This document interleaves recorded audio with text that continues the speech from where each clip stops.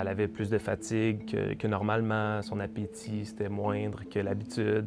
Elle a commencé à avoir de la difficulté à descendre les escaliers, monter dans son lit. Fait que c'est des choses évidemment qui ne sont pas nécessairement normales. Elle a aussi développé tôt dans l'année des rougeurs au niveau du visage. Finalement, tous les symptômes étaient reliés à sa maladie, la dermatomyositis juvénile. Je pense que la statistique, c'est 3 enfants sur 1 million.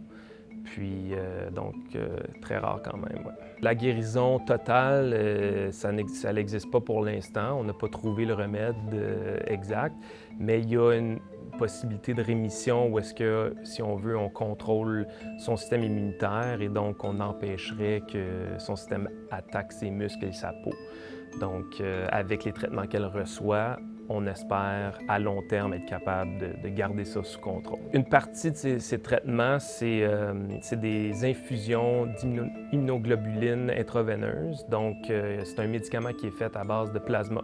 Donc, les gens comme toi puis moi, on peut donner notre plasma et en laboratoire, c'est transféré en médecine là, qui peut aider plusieurs maladies, dont celle de Charlotte. Et ça lui permet en 2 fois, 2 tons si on veut, de diminuer l'inflammation parce que c'est son système immunitaire qui attaque ses muscles. Dès qu'on a commencé les traitements, en quelques jours, on a récupéré notre petite fille, si on veut. Elle s'est remise à danser, s'est remise à chanter, à manger, à vouloir faire des activités.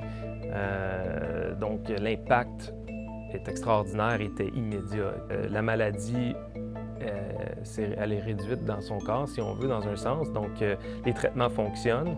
Puis, on est très excités pour l'été à venir. Le fait qu'on peut planifier des activités, qu'on ne sera pas pris dans des rendez-vous à l'hôpital et chez les docteurs ou à la maison parce qu'elle ne se sent pas bien. Donc, écoutez, le futur est très positif dans son cas.